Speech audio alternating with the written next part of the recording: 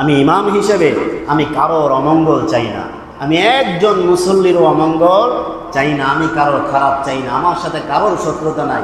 বাংলাদেশে যখন বঙ্গবন্ধুর মূর্তি বানানো হয়েছিল, আপনারা ইতিহাস মনে আছে কিনা আমি জানি না, বঙ্গবন্ধুর ইতিহাস এই মূর্তি যখন বানানোর জন্য খুব বেশি তারা উঠে পড়ে লাগছিল, তখন আলেমরা বাধা দিছিল, আলেমরা অনেক বেশি বাধা দিছিল এবং অনেক মাদ্রাসা ছাত্ররা মূর্তি ভাঙছিল, যার কারণে অনেকের জেল খাটতে হয়েছে, অনেকের মায়ের ঢোর খাইতে হয়েছে, অনেক ইমাম সাহেবের এই আলোচনা করার কারণে চাকরি হারাইতে হয়েছে, অনেক মাহফিলে আগেই ঘোষণা দেওয়া হয়েছে খবরদার এই ভাস্কর্যের ব্যাপারে কোনো কথা বলা যাবে না। মনে আছে আপনাদের?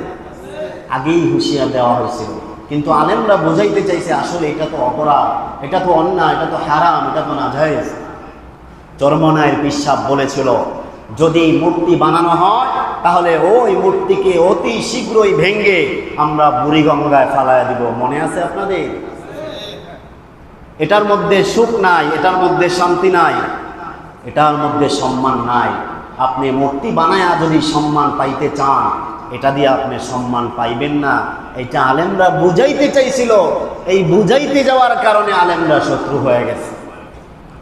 আজকে সেই দিন ঠিকই আসছে, সেই মূর্তির উপরে মানুষ পেশাব করেছে।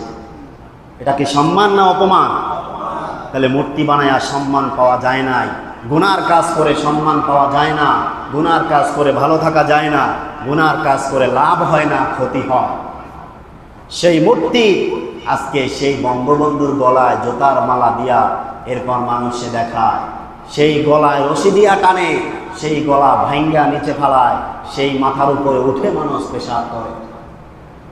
তাহলে আলেমরা তো এইটাই বুঝাইতে চাইছিল যে আপনি যদি বাবার ভালো চান, বাবার মঙ্গল চান, তাহলে আপনি মসজিদ করে দেন, মাদ্রাসা করে দেন, এতিমখানা করে দেন, তার সদগায় জারিয়া হয় এমন সুন্দর সুন্দর ভালো কাজ আপনি করে দেন, তার কবরে বসে বসে সে সওয়াব পাইতে থাকবে। সেগুলো করে নাই, আলেমদের কথা মানে নাই, কোটি কোটি টাকা বাংলাদেশের খরচ করে, শত শত কোটি টাকা খরচ করে, অপচয় করে ঠিকই বানাইছে, কিন্তু সম্মান পায় নাই। এই ঘটনা এই জন্যই বললাম, আমরা যদি মনে করি হুজুর আমাদেরকে যে কথাগুলো বলে হুজুর আসলে আমাদের শত্রু হয়ে গেল, তাহলে আমরা ভুল করব।